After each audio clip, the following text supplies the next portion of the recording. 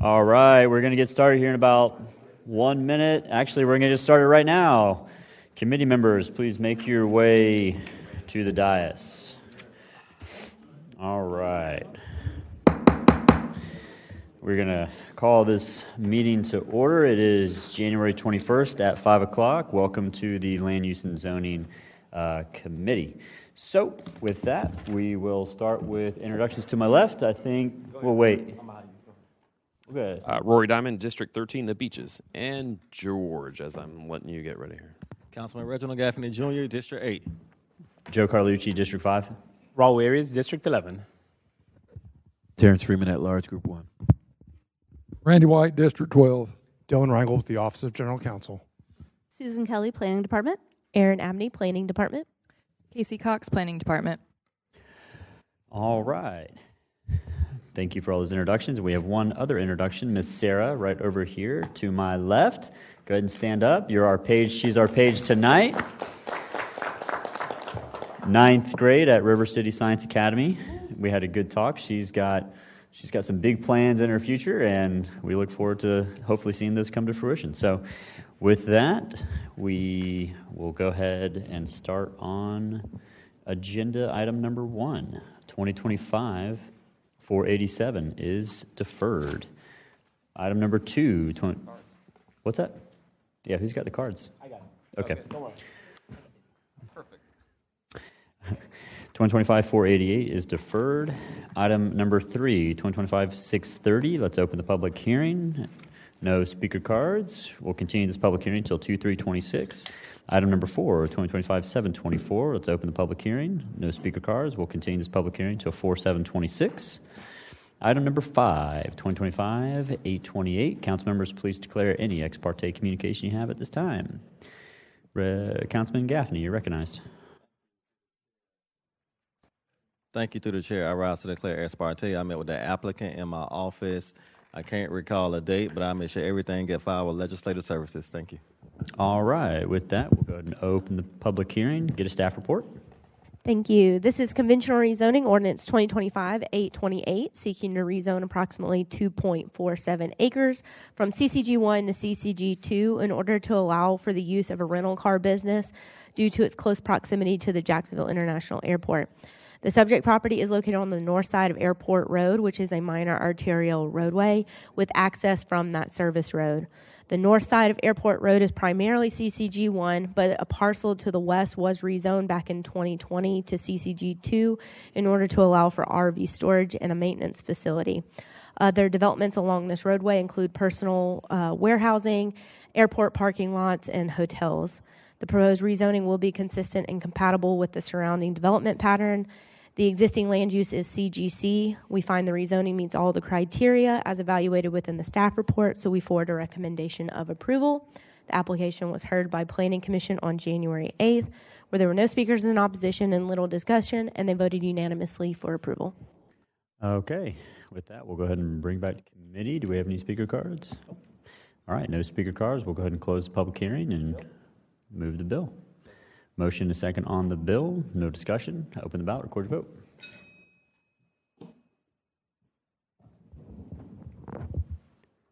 Yeas, 0 nays. By your action, you've approved 2025-828. Item number 6, 2025-829. Open the public hearing. No speaker cards. We'll continue this public hearing until 2/3/26. Item number 7, 2025-859. Let's go ahead and open the public hearing and get a staff report. Thank you. Ordinance 2025-859 is for the transmittal round of a large-scale land use amendment of 337.29 acres that is seeking to go from rural residential in the rural area to low-density residential in the suburban area. Concurrent with the request for land use amendment, the applicant seeks to extend the suburban development boundary area to include the site. The site is located at the southeast intersection of Wells Road and Yellowwater Road, north of Normandy Boulevard. The applicant is seeking a land use change from the RR to LDR to allow for single-family residential development to move forward as adopted in the existing PUD zoning. The area around the site consists predominantly of residential and agricultural uses, as well as parks and preserves. Through a series of land use amendments over the last 20 or so years, the properties east and south of the subject site have gradually transitioned from a rural agricultural character to a low-density suburban character. The extension of the suburban area would be congruent with the emerging development typology of the area. Additionally, it would allow for development that supports the growth of jobs at the nearby Cecil Commerce Center. Staff finds that the request to extend the suburban development area to include the entire site is appropriate given the development trends surrounding the site. For these reasons and others in the staff report, the Planning Department recommends approval. The Planning Commission heard this item on January 8th and forwards a recommendation of approval with the vote of 7-0, and no discussion. Thank you. Okay, with that, we'll go ahead to our speakers. First, we have Paul Harden. You're there. Can you speak to the mic a little bit? Something's not right. Other one. The big one. Big mic's behind him. Now it's. Anything else? There you go. Now you're on. Got it. Paul Harden, 1431 River Place. This is multiple landowners' property. The moving of the line isn't my property, but it's an adjoining property. But it makes it consistent with the actual suburban activity and urban activity out there. The land that's really the subject of the land use map amendment from LDR to RR is already under development. There's a PUD on the site. We're not going to change the zoning. We're still limiting it to 2 units per acre, which is the way it's developed now. There was a piece of property remote from the main piece that was divided by a waterway, and we didn't want to disturb the waterway or build a bridge across it, so it's going to be developed to another use. It's a little bit confusing. Mr. White understands it's his district, so if anybody has any questions, I'll be happy to answer them. All right, next speaker card is O'Mara Otero, and questions only, but is in opposition. Do you wish to speak? I do. Okay, are you Amara? O'Mara, yes. Amira, okay, come on down. Yes. State your name and address for me. Hey, my name is O'Mara Otero. I live in Dapple Bay Court. This is inside of Winchester Ridge. So they say that they're gonna put houses. I'm opposed to it only because it's supposed to be like rural. It's too many semis, it's too much construction, there's rocks everywhere. It doesn't look good. You guys say there's gonna be jobs. I think I missed that part of the hearing, but there's too many developments going on at one time.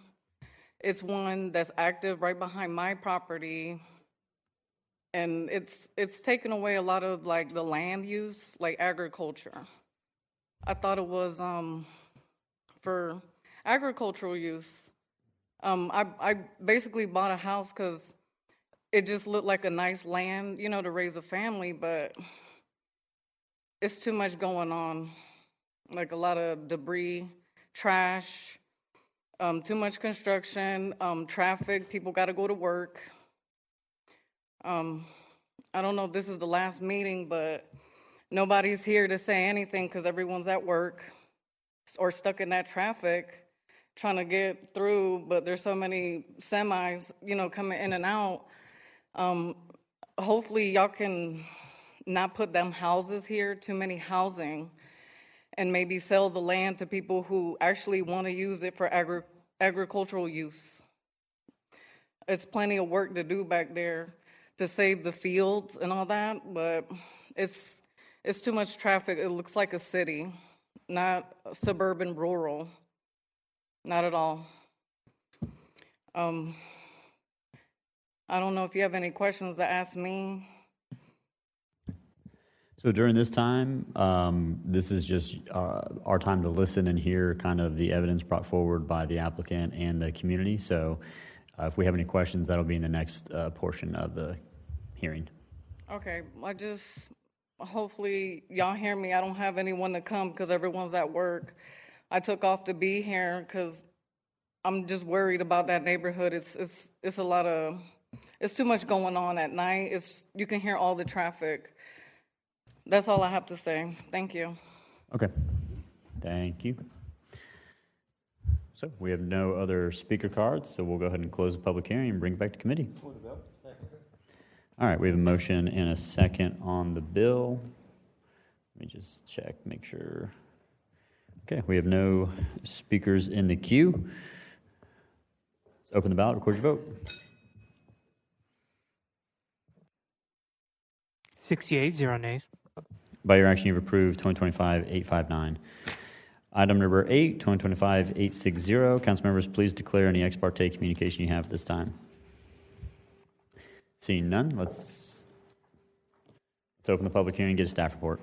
Thank you. This is PUD rezoning ordinance 2025-860, seeking to rezone approximately 1.7 acres from industrial business park to a PUD to allow the current owners, the Chef's Gardens of Jacksonville, to renovate the existing building on the property and to utilize it as a new primary location for the business and to continue operations, which would include catering and event services. The PUD differs from the conventional code by providing a variety variations from parking standards in Part 6 in order to satisfy the actual needs of the proposed use. There's also site-specific landscaping buffering requirements due to the unique configuration of the property, and then it also limits permitted uses on the property. The subject site is located within an existing industrial business park just west of St. John's Bluff Road, where the surrounding uses include warehousing, storage, manufacturing, and other office complexes.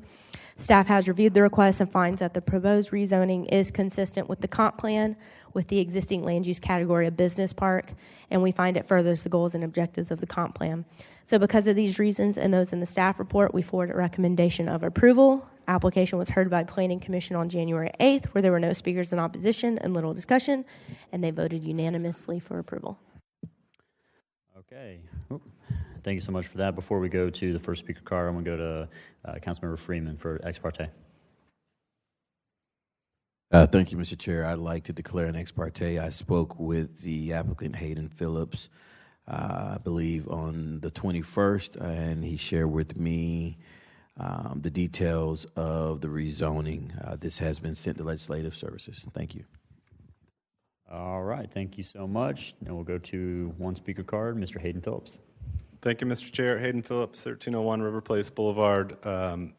Yes, this is on St. John's Industrial Parkway. It is currently an existing small warehouse business style office building that's vacant, but it's in an existing industrial business park. My client is the Chef's Garden of Jacksonville, a well-respected event and catering business here in Jacksonville. You've probably heard of them. So they are simply hoping to renovate this building to make it their primary location for their business. Not increasing the footprint of the building at all, just improving it and not reconfiguring anything external to the site. We did coordinate with the district councilman, and I'm here for any questions that you may have. Thank you. All right, we have no other speaker cards, so we'll bring it back to committee. All right. Close the public hearing and bring it back to committee. Thank you, Mr. Rangel. All right, motion and second on the bill. Any discussion from the committee? Seeing none, let's open the ballot. Record your vote.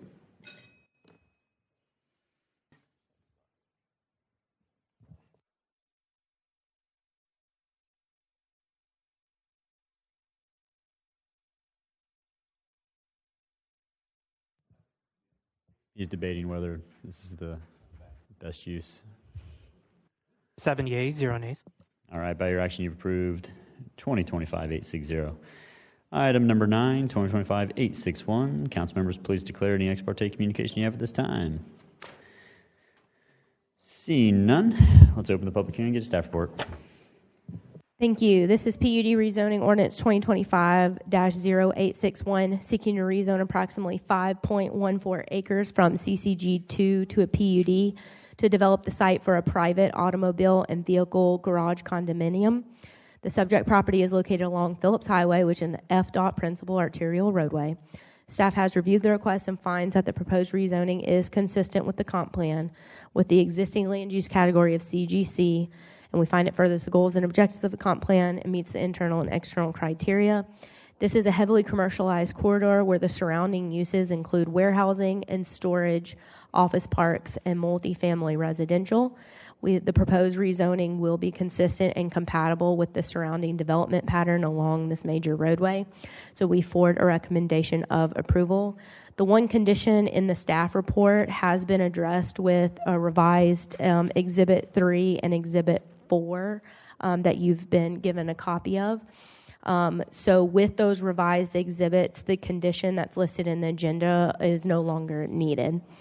Application was heard by Planning Commission on January 8th, where there were no speakers in opposition, and the little discussion that there was based on the staff condition, and then the applicant explained that they would revise the written description and site plan for LUZ, which they have. So Planning Commission voted unanimously for approval with no conditions.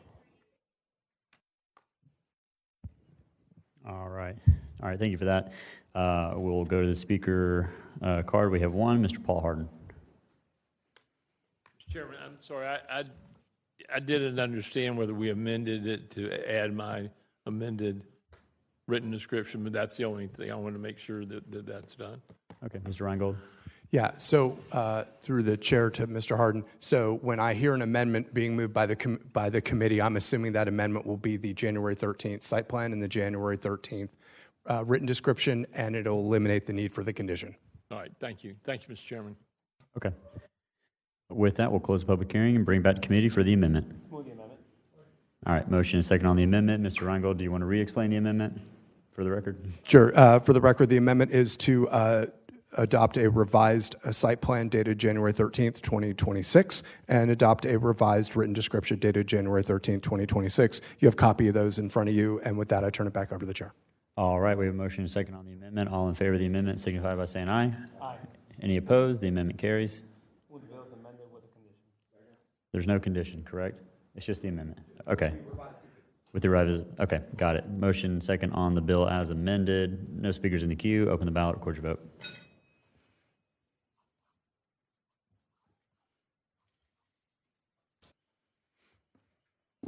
Seven yeas, 0 nays.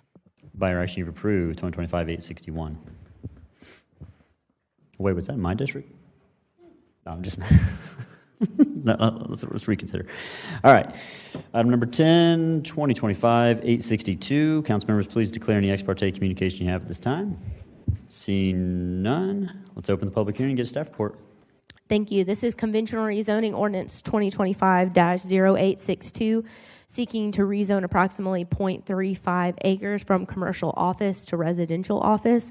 The request is being sought to remove the commercial classification in order to utilize the property as a single-family residential home. The subject property is located along Rajero Road, which is a collector roadway, where this section of corridor from Merrill Road down to Arlington Road is a mix of commercial office, CRO, and CCG1 zoned properties. The site is identified as being located within the bounds of the old Arlington Neighborhood Action Plan, which was approved back in 2007. While it is a part of a commercial corridor, the plan recognizes that there's a mix of commercial, office, and residential uses, and as such recommends that RPI designation in order to discourage intensification of commercial and retail uses within this area. So along Rajero Road corridor, it's most appropriate for office and residential uses. The proposed zoning district of residential office, so RO, will still only allow residential and office type uses, so no expansion of commercial or retail type uses in that zoning district. The proposed rezoning will be consistent and compatible with surrounding development patterns. The existing land use is RPI, so we find that the rezoning meets all the criteria as evaluated in the staff report, so we forward a recommendation of approval. Application was heard by Planning Commission on January 8th, where there were no speakers in opposition and little discussion, and they voted unanimously for approval. Okay. We have two speakers, Ruth Velasquez. All right, come on down. Good afternoon. Name and address. Yes, Ruth Velasquez, 4113 Bender Road. Okay. Do you wish? Go ahead. I don't have any questions. I mean, it's pretty. We just wrote it because we were told to, right on the Oh, okay. Yeah. Are you the applicant? I'm the wife. Okay, okay. So you're in support, obviously, it says in Yes, support? I'm in Okay. support. And then we'll go to Lazaro Garcia. Name and address? Lazaro Garcia, 4113 Bender Road, Jacksonville, Florida, 32207. Okay. In support, no, just questions only? Yes, question. Okay, so stand by for questions. With that, we're going to go ahead and close the public hearing, bring it back to committee. But first, Councilman Johnson, did you have ex parte? Okay, go ahead. You're recognized.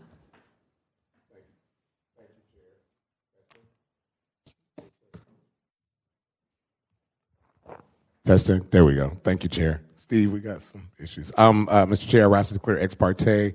I spoke with on last week Roberta Thomas. I've also got 6 emails. All have been already filed with Legislative Services. Thank you. All right. Thank you for that. Councilman Gaffney, ex parte?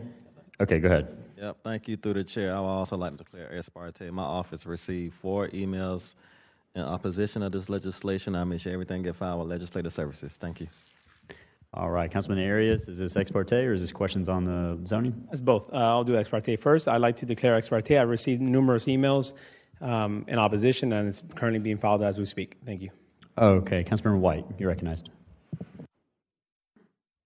Yes, sir, ex parte. I've received the same emails, and they have been filed with Legislative Services. Thank you.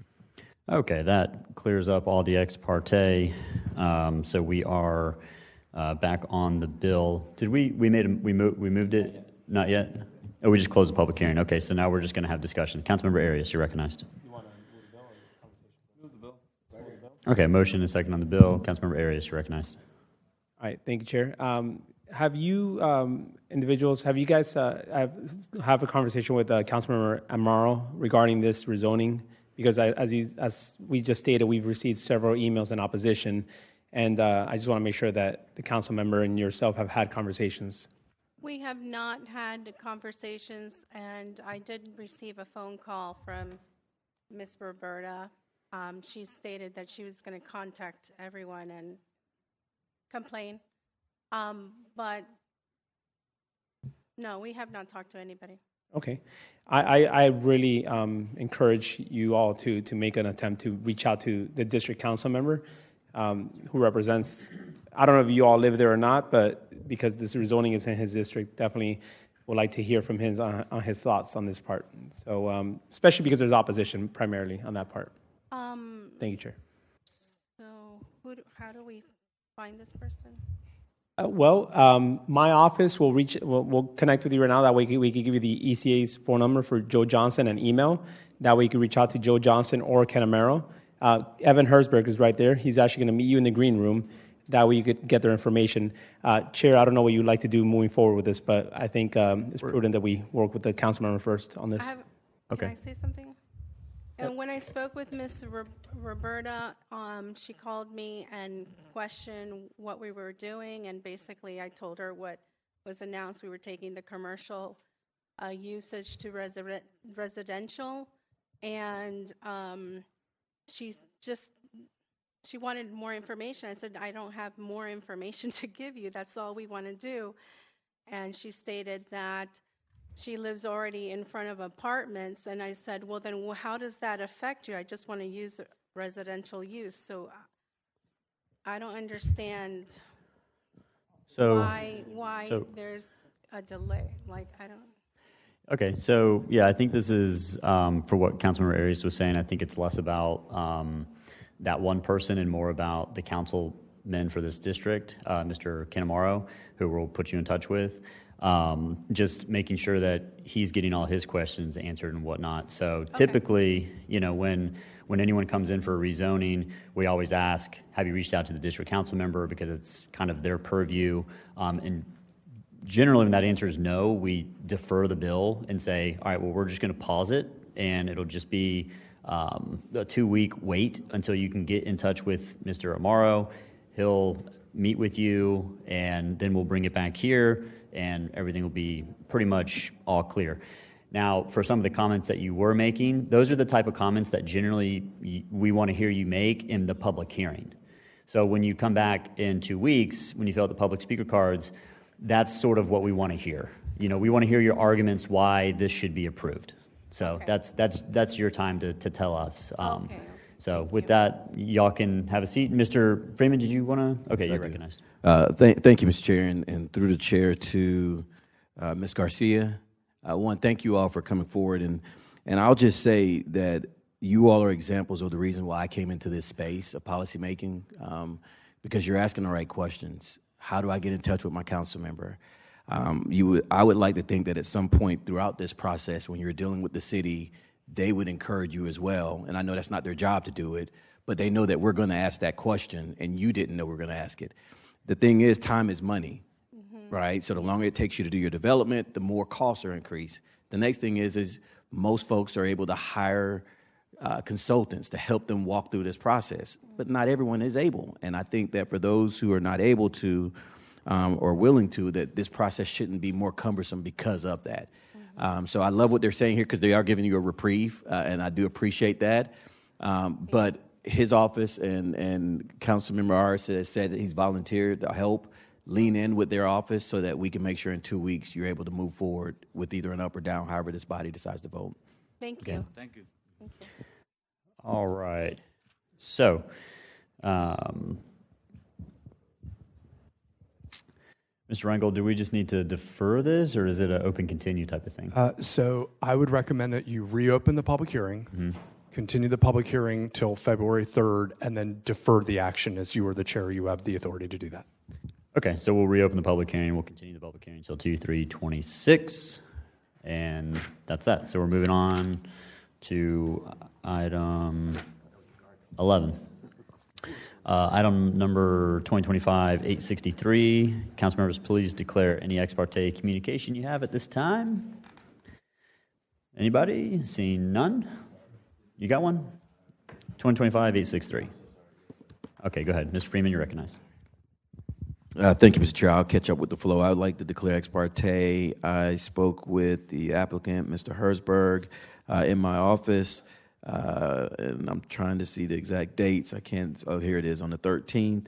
And he just shared with me the details of the project, and it has been filed with Legislative Services. Thank you.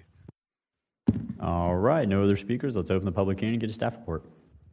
Thank you. 2025-863 seeks to reduce the required road frontage from 48 feet to 0 feet to permit the subdivision of a lot and development of an additional single-family dwelling in the RLD 60 zoning district.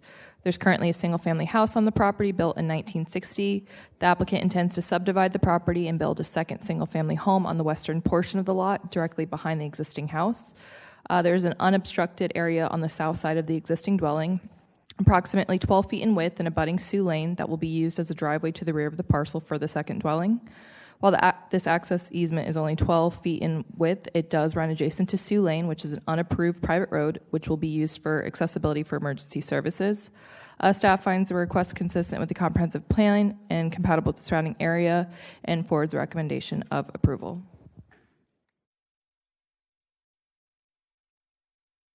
Okay, thank you. So we'll go to our first speaker card, Mr. Mike Herzberg. Good evening, Mr. Chairman, members of the committee. I believe there might be another speaker here tonight that I was not aware of in opposition or with questions on the matter. So in effort to expedite the matter, I will offer a handout to each of you, and I'll stand by and ask for rebuttal. Okay, that's fine. Thank you. Next speaker, Adrian Rubio. All right, come on down. State your name and address.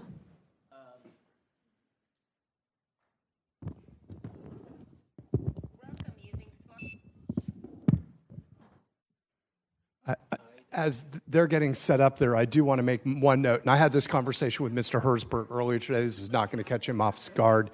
Sioux Lane is a private road. We are not authorizing the use of that for access to and from the property. That is private property, and we are not regulating or authorizing the use of that property as part of this process. And Mr. Herzberg agreed with that, and I see him giving me the thumbs up.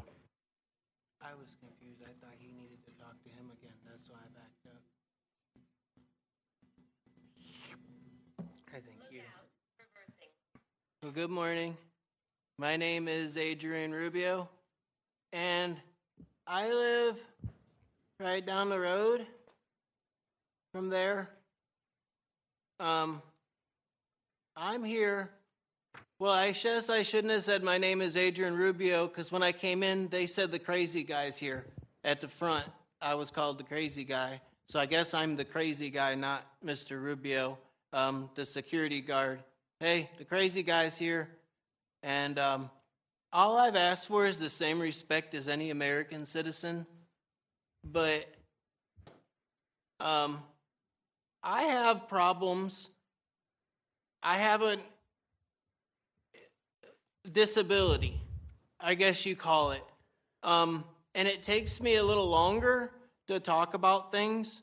Not saying I'm not getting enough time, but I get sidetracked. The bill, I was reading it. Okay, I didn't read it because I can't read, but my daughter tried to help me before, but I was trying to hurry up, and I guess I'm a little confused about the private part and stuff, because my land is right there by there, and I have private land, and the city came today trying to steal my land. It wasn't enough that they tried to end my life and leave me like I am, and now when I come to address my government, I get called, hey, the crazy guy's here. And they didn't even want me to come in. I have not done nothing wrong to nobody. I was cleared of any wrongdoing.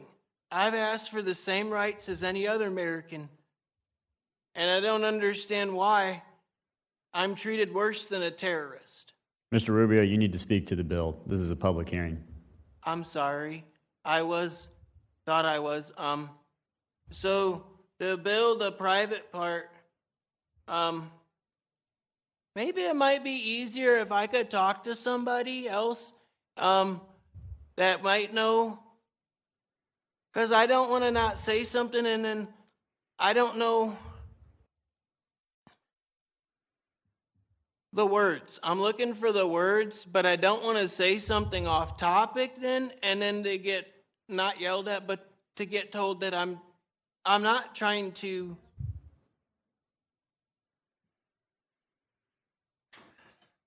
I forgot. But I'm sorry, I didn't mean to get off the bill. But it's with the private thing, and it's right down the road from me. So that's all I asked. All right. Mr. Herzberg, you have time for rebuttal. I'll be brief, sir. The planning department has done their review, as you know, and have a copy in front of you of the staff report recommending approval. I am not sure where Mr. Rubio's property is, but if you'll note in the report that I handed around, the easement that would grant access to the back portion of this property where the second dwelling would be built is actually within the subject parcel itself. So we're not actually going on to anyone else's property. As Dylan indicated, Sioux Lane exists to our immediate south, and there are 7 dwellings that are accessed down that Sioux Lane. We are not proposing to use Sioux Lane. We are respecting the rights of that owner, that they have the access to that roadway. We are simply asking for the waiver of road frontage for our parcel as it abuts the street to the east, and only that we be allowed to use that 12-foot strip to the south of our dwelling to access the rear of the property and have a second dwelling. Other than that, I think the record speaks for itself. We do meet the criteria. I've got some examples and some issues in here that show where the parcel is in relation to the 7 dwellings to the west, and there is on the second page a copy of the easement shown in red that goes across the subject parcel, not on any private property or on Sioux Lane. Thank you. Okay, with that, we'll close the public hearing and bring it back to committee. Motion and second on the bill. No discussion. Open the ballot. Record your vote. 7 yeas, 0 nays. By your action, you've approved 2025-863. Next, we have item number 12, 2025-885, which is deferred. Item number 13, 2025-886, which is deferred. Item number 14, 2025-887 is being deferred. And then item 15, 2025-888. Council members, please declare any ex parte communication you have at this time.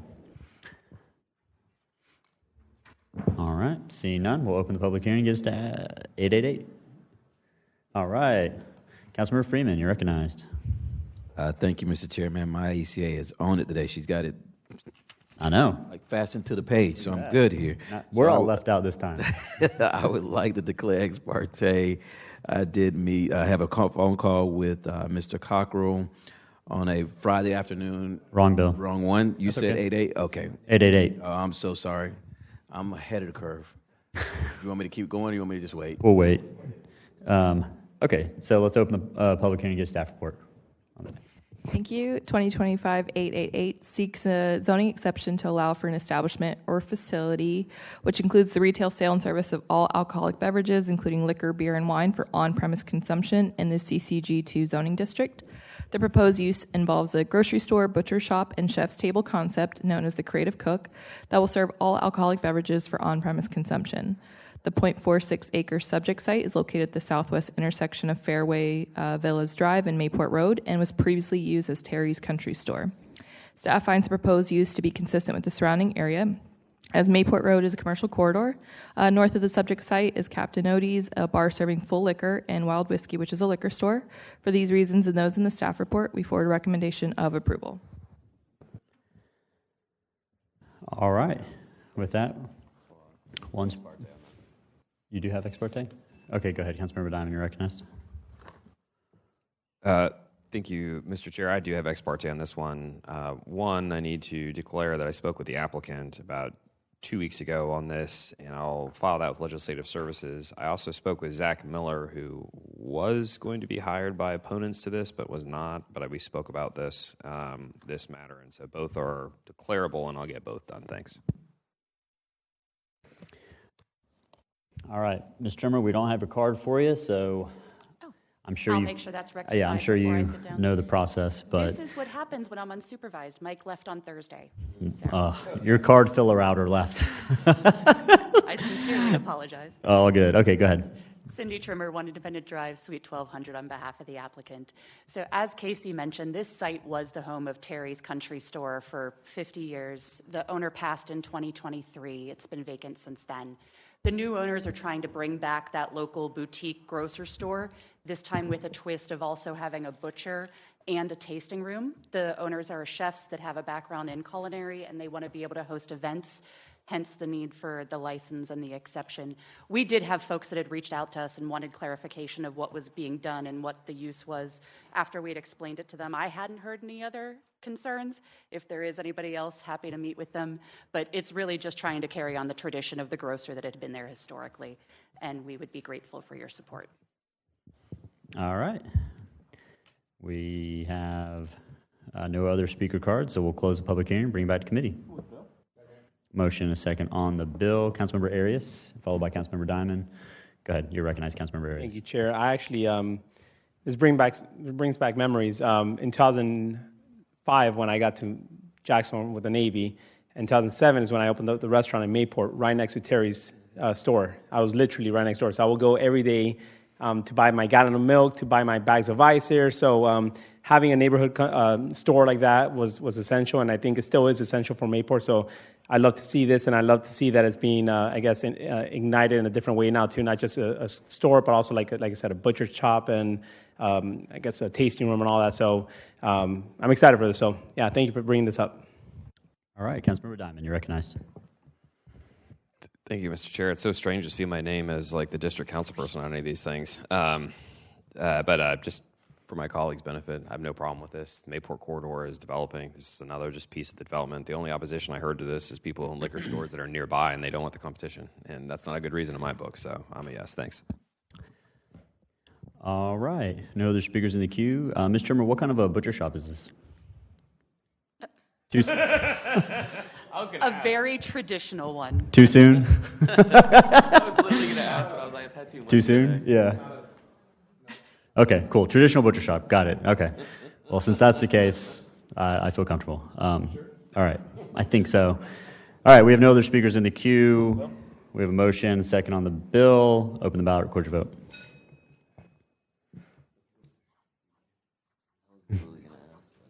I thought you were. I've had enough today. 6 yeas, 0 nays. By your action, you've approved 2025-888. Thank you. Thank you so much. All right. Last action item on the agenda. Oh, he is on. He's on. Everyone's in on the queue. Okay, 2025-889. Council members, declare ex parte communication you have. Councilmember Freeman, you're recognized. We're going to try this again. Thank you, Mr. Chair. I would like to declare ex parte. I spoke with the applicant. Make sure I'm reading this right. They're the words. Mr. Cockrell at 4:45 on a Friday afternoon while trying to feed a 3-year-old barbecue. And I did not get a lot of what he was saying that day. And so I was hoping that I did have a chance to talk to him since then. And man, time flies by. But definitely met with staff and had some questions answered, and we'll definitely listen to the conversation now as it moves forward. This has been filed with Legislative Services. Thank you. All right, Councilmember Arias, you're recognized. Thank you, Chair. Do I have to go into full details as to what I was doing when I spoke to the applicant as well? Or if not, okay, all right. All right, sir, I would like to declare ex parte. I spoke to the applicant on Saturday at 1 p.m. as I was going to walk my dog, and it's currently being filed with Legislative Services. Thank you. Only walking your dog, not running. That's interesting. Okay. All right, Councilmember Gaffney, you're recognized. Yeah, thank you through the chair. I also spoke with the applicant last Friday as well. I was driving, so it wasn't a crazy time, but I was driving. But we talked about the development. He informed me that it used to be I think a strip club, and I, rezoning it into a liquor store. So asked a few questions, and I made sure everything get filed with Legislative Services. Thank you. All right, Councilmember Johnson, you're recognized. Thank you, Mr. Chair. I rise to declare ex parte. I spoke to Mr. Cockrell. I had some questions about this since it is adjacent to my district. We spoke on yesterday. The information has been filed with Legislative Services. Thank you. Councilmember Diamond, you're recognized. Thank you, Mr. Chair. I rise to declare ex parte on Monday, I think it was. I was in the lobby of the Mandarin Oriental in South Beach fundraising for a big deal. Yeah. It's run down. I don't recommend it anymore. I spoke with Mr. Cockrell about this. He gave me the background. He also said how much trouble he was having getting hold of the district councilwoman, which I thought was just distressing. So we'll ask about that during the public hearing. Thanks. All right. And I also had a conversation with Mr. Cockrell it was a couple of days ago over the phone, and I was actually in my office serving the constituents of District 5 very hard work there. That's what I was doing. So anyways, yeah, I'll get this paperwork filed with Legislative Services, and with that, we'll get a staff report. And we'll open the public hearing and get a staff report. Thank you. 2025-889 seeks an exception to allow for an establishment which includes the retail sale and service of all alcoholic beverages, including liquor, beer, and wine for off-premise consumption in the CCG1 zoning district. Subject property is approximately 0.6-acre parcel located at the corner of Blanding Boulevard and Confederate Point Road. The structure on the parcel was built in 1957 but is undergoing renovations to suit its proposed package store use. The property previously operated as an adult entertainment center with on-premise consumption of alcohol. There's a companion waiver of minimum liquor distance, WLD 2516, that seeks to reduce the required minimum distance between the proposed liquor location and Liberty Christian Fellowship Ministries at 3950 Confederate Point Road from 500 feet to 178 feet. The waiver was heard by the Planning Commission on January 8, 2026, and was voted unanimously for approval. Blanding Boulevard is a principal arterial roadway and commercial corridor. Staff finds proposed use consistent with the surrounding area and forwards a recommendation of approval. All right. Thank you. With that, we'll go to our first speaker card, Josh Cockrell. Thank you, Mr. Chairman, fellow council members. Thank you for the opportunity to speak to you regarding this application. As staff stated, this is an application for a zoning exception for the off-site consumption of all alcoholic beverages, including liquor, beer, and wine. This site here has actually served as a former strip club for 2, maybe I hear from my client, 3 decades, actually. Prior to that, it was a liquor store with a drive-through. So my client is converting this back to its original use, to a liquor store with drive-through. He's spent a lot of money so far. If you've been by the site, it looks night and day, both changing the landscaping, changing the aesthetics of the building and the property itself, and improving it tremendously in this area. We did have to file a waiver for liquor distance, and we went before the Planning Commission. There was no comments there from the public for the waiver. This is due to a church being 178 feet away from it in a CCG1 zoned commercial plaza. That same plaza also has has a convenience store that serves beer and wine. That same plaza has a bar that serves food, has beer, wine as well, and has a marijuana dispensary in it. There's nearby across the street, we have a Safeco food store that serves beer, wine. There's another gas station that serves beer and wine. So this is appropriate, I believe, and based on staff's report. By the way, that waiver for liquor distance was approved unanimously by the Planning Commission. We're seeking to turn this back to its original use. We are limiting one strip club in our community, which is a positive, I believe. And so it's one less, and there's no other liquor stores in the vicinity in this area at all either, and being that this is located along an arterial corridor. I did reach out to the council member and made several attempts to reach out to the council member in order to speak about whether or not there's any community that I need to meet with and so forth, and I made several attempts. I did not hear back from her at all, despite several attempts to reach out to her. But other than that, I did speak to one of the tenants there in the plaza, and they shared their excitement of having the store come in. And that's all I have for you at the moment. Thank you so much. Okay. Next speaker card is Shernette Habertamariam.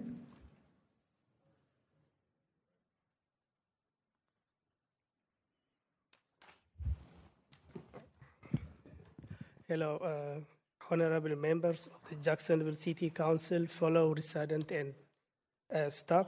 Thank you for the opportunity to speak today. My name is Shernette Habertamariam. I am one of the local convenience store owner in the neighborhood. I raised to speak to oppose a liquor store that would be located within 300 feet of the church residence area in the small business street. I ask the council to consider the broad impact on our community, family, and local economy we are trying to foster. Respect for our neighborhood, family, friend, and character. Our neighbor has long been a place where family gather, children walk to school, church, and the neighborhood look out for one another. Introducing a liquor retail for close to a church home risk changing the character of the area, inviting noise, late night activity, and the potential safety concerns that are not in line with the community value or vision. The presence of alcohol outlets near places of the worship and residence has been associated in many communities with increased noise, litter, and public disturbance.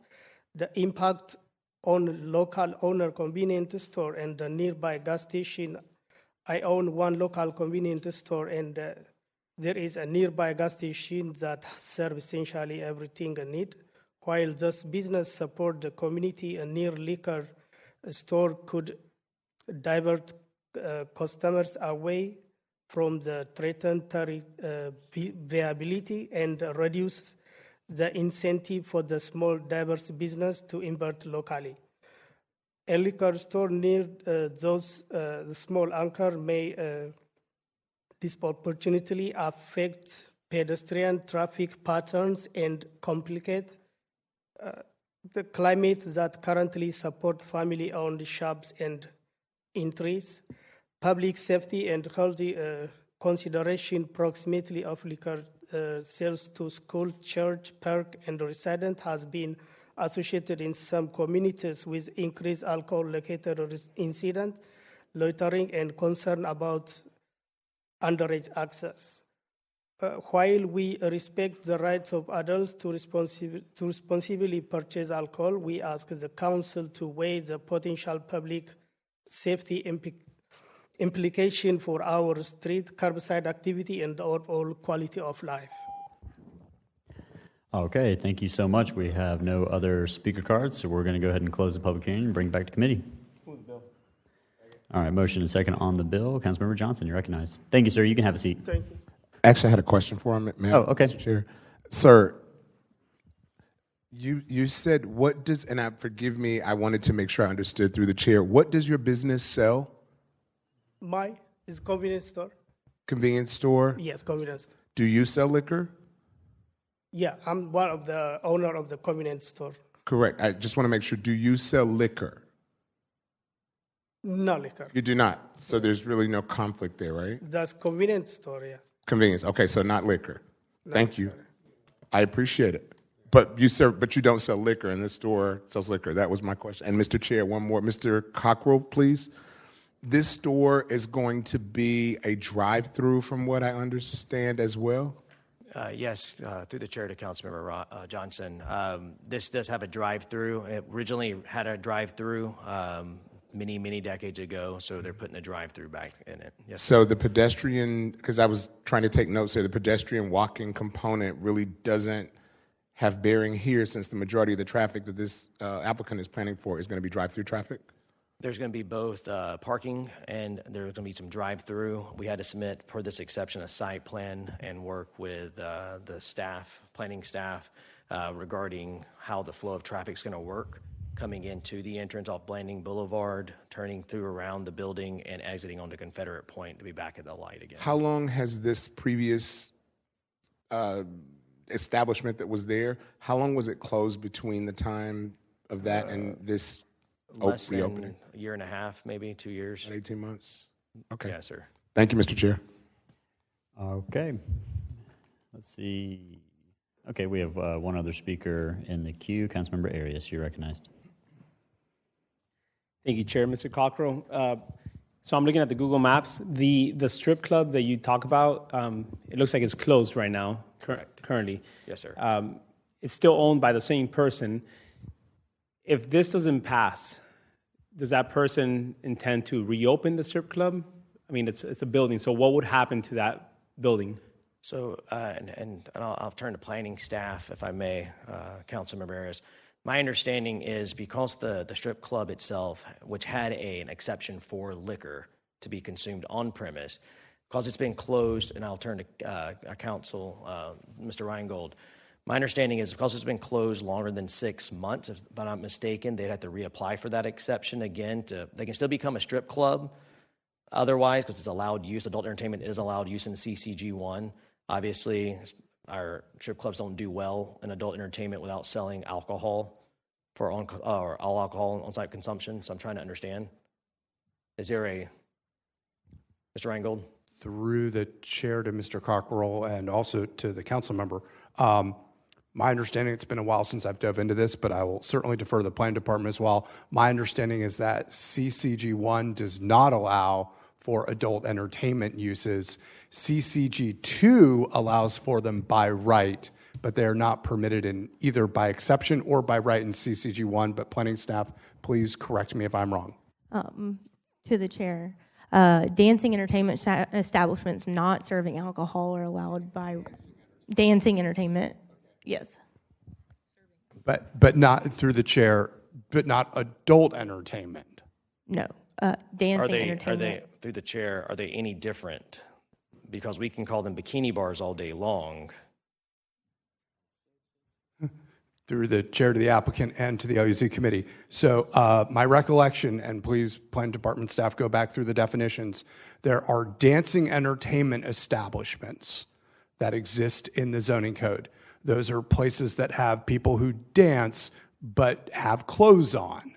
There is adult entertainment in the zoning code, which are places that either, with regards to entertainment, have no clothes on in those uses. So this is CCG1 and should not allow for adult entertainment either by exception or by right in CCG1. There may be dancing entertainment establishments in CCG1, but again, I defer that issue to the planning department. All right. I haven't been able to. Yeah, go ahead. Councilmember Arias, you have the floor. All right. So I'm looking at the map as well. Like I'm looking at the surrounding areas. And you mentioned a shopping center that sells alcohol. I'm looking at less than a quarter mile away, 6-minute walkings, 2 minutes in cars, Legacy Restaurant and Bar. Their menu has full liquor, right? I'm looking at Rascal Pub, not even next door. I don't know if they have full liquor or not, but the point is that there's already full liquor being served in this area here. The convenience stores are, like I said, the gas station, there's a Circle K, there's a BP. So I asked that question to OGC and to the department was because I'd rather see this liquor store in there than what it previously was. But once again, that's just in a perfect world. I want to see what the rest of the body has to say, and I would love to hear what Ms. Clark-Murray has to say. I hope that she'll be here at some point, but if not, then I guess next week we'll take it up in full council if it goes that far. But yeah, I'd rather see this than what it previously was. Thank you. Okay. Councilmember Johnson, you're recognized. Mr. Chair, my question is for Ms. Abney through the chair. Could you tell me because from my understanding, and I was looking it up, the church, I think the issue is the church that's in the strip behind it, correct? That's where the waiver is for, that church in the strip mall? Through the chair to Councilman Johnson. So yes, the waiver was due to the church in the shopping center to the east of the property. Right. So the church moved in after the adult space was there. I believe so, but because this is a new use and a new owner, we run the survey off of current standing. I get it, but if that thing was there, right, and this is to me, and again, less intense use of it, and if it was already there and it's the same thing, kind of, and right now, I was a little bit confused about whether it be the same owner or not. The question, and maybe this is something that we can deal with legislation moving forward, but it seems to be somewhat of an issue if this establishment's already there, it's already doing business, another business or another entity, i.e. the church, moves in, now we're kind of making them go back and do it. What if the person that owns that facility decides to sell it? Did they have to come back and get another waiver even though it's already waived? Yeah, so each waiver is particular to the license holder. Okay. And so if you look at some of the criteria that you base a decision of approval on the waiver, a lot of it is the new use less intense than the previous one? If it is, then you can recommend approval on that. But they still have to come back for it because it seems like a glitch. Yeah, you still have to come back for it. But given the criteria that we can base an approval on, for the most part, they'll be able to meet. Let's talk about that later because it seems like it's something we may be able to find some legislation because that may give work that doesn't need to happen. So thank you for indulging me, Mr. Chair. All right. I think we're good. I don't know that we have anything else. Let's see. Okay, Councilmember Arias, you're recognized. Thank you, Chair. And Mr. Johnson brought up a great point, and I'm just going to say that this issue is because of the church being so close to the proximity of the site. However, I have an issue with, and I don't have an issue with churches opening up wherever they need to be, but if there's already a church and a shopping center that already serves alcohol, right, and this building and this rezoning is happening, or this exception is happening nearby, it's kind of like redundant because we already have a shopping center that has so many multiple types of uses that we have to conform those uses based off of a tenant in a shopping center. So I think we need to have a conversation in the future about how churches come to shopping centers that have different types of uses, restaurants that sell full liquor or whatever the case is. And that's exactly what's happening here. But like I said, my biggest thing is the use, the intensity. Like Johnson just mentioned, I'd rather see this than what it previously was. Thank you. All right, we have no other speakers in the queue. Did we close the public hearing? All right, let's close the public hearing and bring it back to committee. Second. Motion and second on the bill. No discussion. Open the ballot. Record your vote.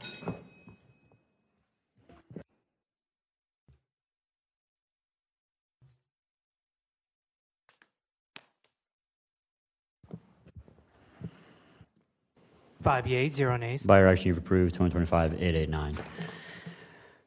All right, the following bills are on second reading: 2026-006, 007, 0008, 9, 10, 11, 12, 13, 14, 15, 16, 17, 18, 19, 20, 21, 22, 23, 24, 25, 26, 27, 28, and 29. With that, this meeting is adjourned. Great.